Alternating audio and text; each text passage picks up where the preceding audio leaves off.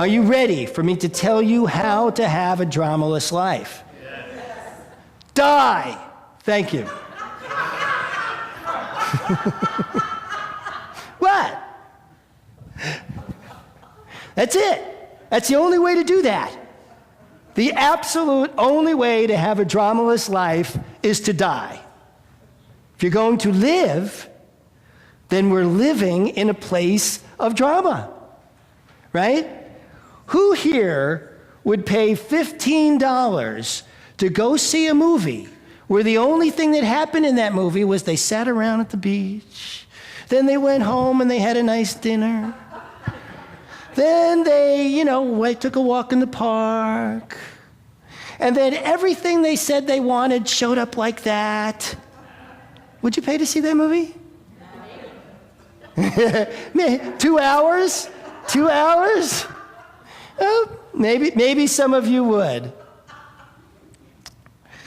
But here's what I've noticed. That all the heroes, all the people in life who we admire have gone through extraordinary drama to become that person who they are. The Dalai Lama, right? Exiled from his own country. I read an interview of him once where he said that anyone who escapes from Tibet gets the right to come see and sit with him. And that almost inevitably, he cries at listening to the story of that person's journey with every single one of him because he's touched so deeply. Here's a man who never gets to go home. And yet what he has done to change this world is extraordinary. Gandhi gets beat up, thrown off a train and said, wait a minute, I'm a man, and I get to stand like one. And when his own countrymen start acting out, he goes, I'm not eating again until they stop. This is high drama. And in that high drama, he had a high result. So this is what you got to come to terms with, what we all have to come to terms with. And I know there are some of us who say stuff like, oh, I'm old now and I don't want to deal with any more drama, or I'm too young to be dealing with that kind of stuff, or whatever excuse might be for what comes up into your face, what is up in your life, and you think the best thing to do is to walk away from. Well, as somebody who married the same woman in a different body 3 different times and have it not work out, I can tell you that it isn't until we change in here that something out here actually changes. So you can avoid whatever it is that's coming up to you. It's going to show up in another form. And there's another piece about that that's really, really interesting, which is what I've noticed is if the universe wants to teach you something, wants to support you in your own personal growth, the next time that thing shows up, it's larger. And the time after that, it's even larger. Because the message that the universe is trying to get across to us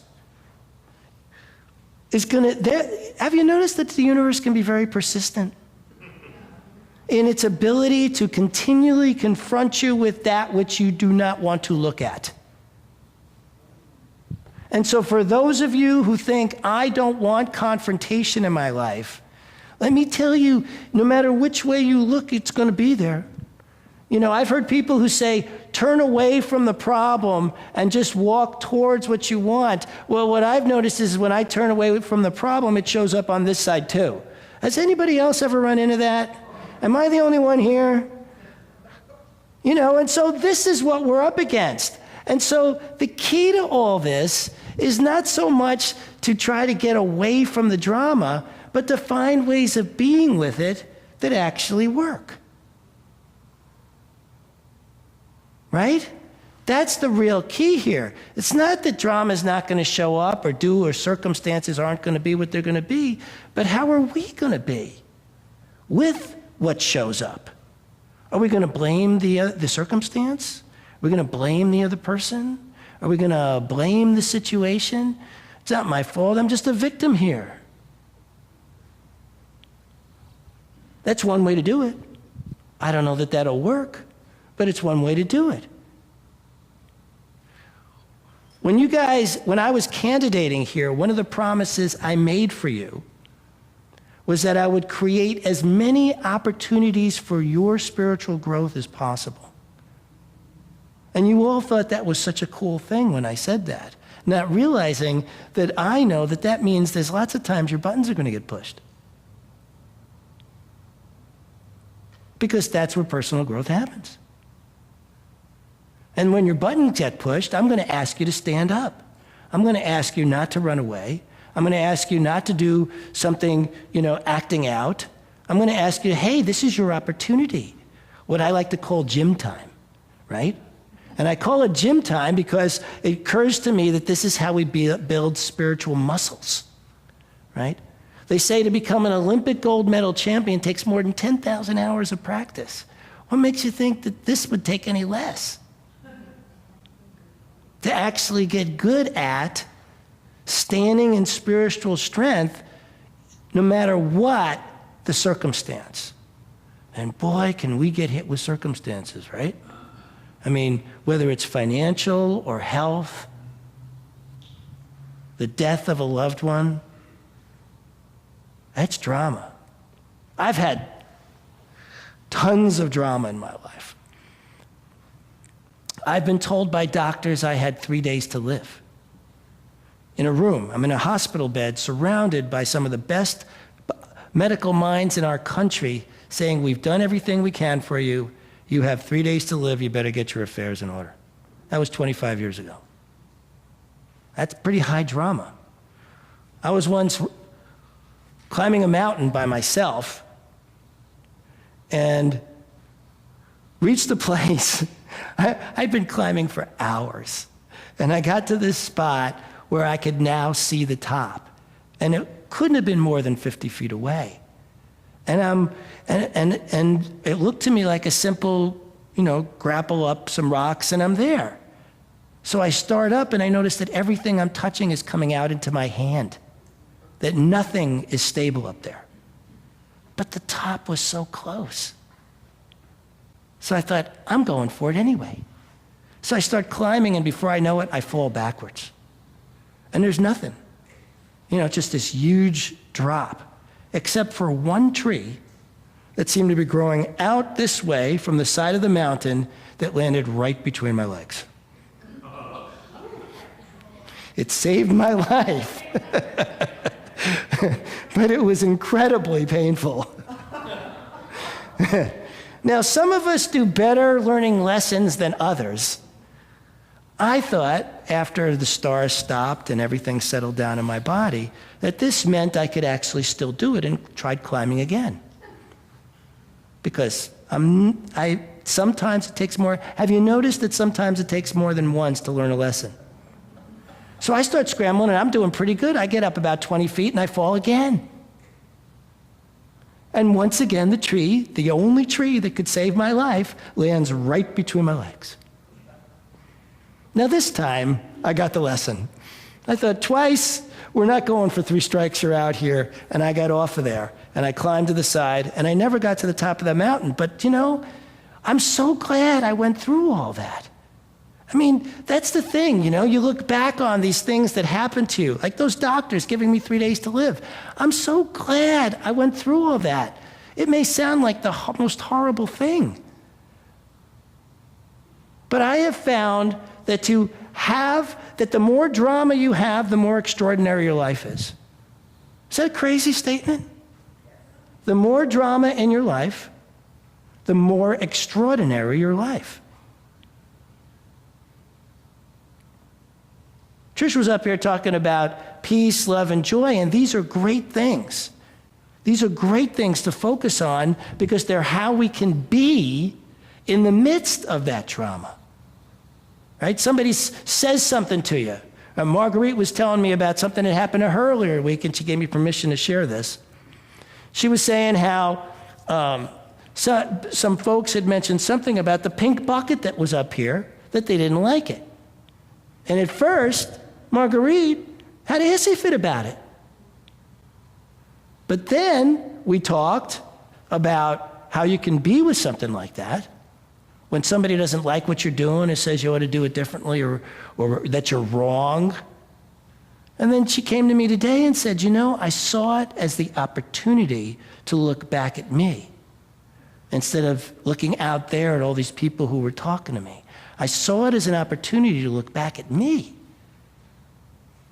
And when she did that, man, she was glowing as she's talking to me about this. You could feel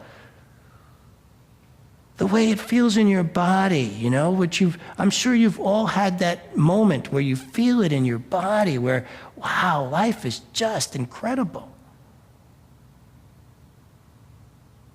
That's what's possible when we're willing to look back. One of my favorite lessons was from a shaman. I went to a vision quest. And it was my first one. I'd never gone to one before, and there were people up on the mountain. They're up there for 4 days and 4 nights, no food, no water, no cover. And we're at the fire praying for them. This is my first time, and I ultimately wound up questing in the Mexican desert and doing that myself, but this being my first time, I was just, you know, getting the lay of the land, basically, and helping out. And so I'm at the fire, it's the middle of the night, I'm praying, and all of a sudden I hear people fooling around behind me. And the second I turned around to look at them, the shaman goes, now you're not looking at the fire. Right?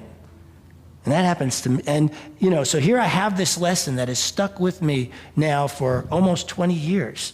And yet, I have to remind myself of that all the time. I catch myself all the time saying to myself, oh, now I'm not looking at the fire. Because it's so easy to look at somebody else and go, look how they're messing up, right? Look at, you know, it's them. Look what they're doing. You can see they're acting out, it's them. And the second we do that, we're not looking at our fire. Because it's not that drama happens or doesn't happen, it's how we experience it. How we stand in ourselves in it. First, it's how you are being.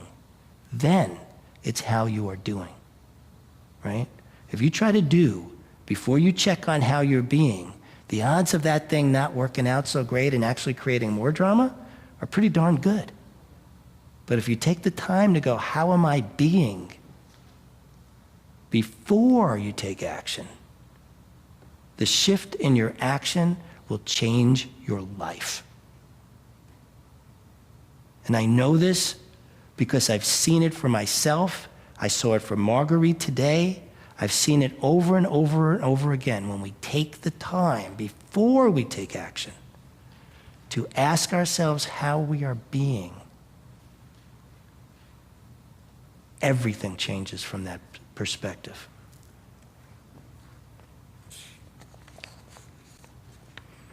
Dr. Holmes had this amazing thing happen to him in the later part of his life. He had built an organization, or was the head of an organization, that was flourishing.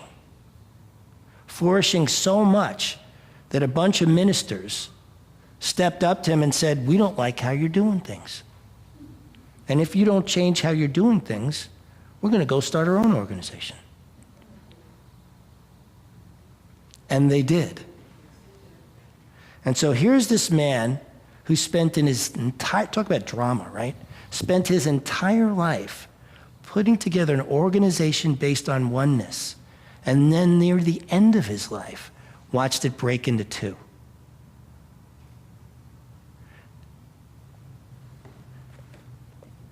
This quote I'm about to read you is from the original textbook. I don't actually know if it's in the new one. It's in the 1938 one, but I know it's in the original one. And it goes like this. Mental science, which is the science of mind and spirit, makes a tremendous claim when it states that it can free the individual from the bondage of sickness, poverty, and unhappiness. But it makes this statement without hesitation and without qualification. It does not retract from that claim, and it never will. It does, however, carefully set forth the conditions under which it operates and the laws governing life, warning man that unless he understands these conditions and obeys these laws, he will not receive the full benefit of the science of mind. So what are those conditions and what are those laws? Well, as far as I can tell, there are only two laws. One is that everything is one, and the other is, if you want to know what you know, look at what you have. And that's it. All the rest is how we practice to work with those two things, whether we believe them or not. You know, you don't have to believe in these two laws to have them be operating on you like all the time, every moment of the day. You don't have to believe that there's only one. You don't have to believe that look at what you to know what you know, look at what you have, but that's what's going on. So what did Dr. Holmes do when all this happened? He just went deeper into prayer. He just went deeper into his knowing. He accepted the fact that there must be something in his consciousness that is part of this whole thing playing out. He never got to see those two organizations come back together. And yet I am clear that his consciousness carried, because here we are back as one. So how strong can you stand in what you know? How willing are you to look at what it is you don't know by what it is you have, by what it is you are experiencing? For instance, if you are experiencing a health issue, how deeply are you willing to look at what it is you know and don't know about that, as opposed to thinking it's just something that's been put upon you? If you're having financial difficulties, how deeply are you willing to look at what you know and don't know about that, and accept that if you're having these things, you must know something that actually is creating that? Now, one of the things that happens in our movement that I want to make sure never happens here is when somebody's in a down space, they walk in here and somebody says to them, how did you create that? That is not looking at your own fire. That is looking at somebody else's. And I never want to have that lack of compassion happen here for another human being. So it is never our job to ask somebody else the question, how did you create that? It is always our job to ask ourselves that question when we're ready.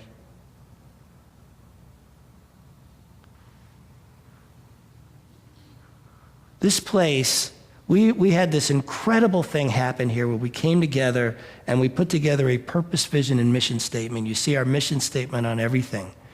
And it's all about love and joy. So we are here to hold that place of compassion. I am here to hold that place of compassion for each of you. And I invite you to join me in that for each other. That what we do is we stand in that place of compassion, love, and empathy for each other as we reach down deep into ourselves and allow our dramas to unfold with the bigness of our dreams. I invite you to have a really big dream. I have had really big dreams that have come true and really big dreams that didn't. Both journeys were worth it. I invite you to join that journey, whatever drama unfolds with it, and keep looking. Keep looking. Where am I standing in this? What do I know and don't know? Show up to classes. This is where we talk about this stuff. For you men and women, look at those men's circles and women's circles, because we're going to be diving really deep into that place of what you know and don't know and what can shift for you so that your life can be miraculous. Miraculous. I know that for you. I know that for me. And so it is. Thank you. I love you guys. You are the face of God. Thank you. I hold you in my heart. You are a part of me. You are the face of God. You are the face of God.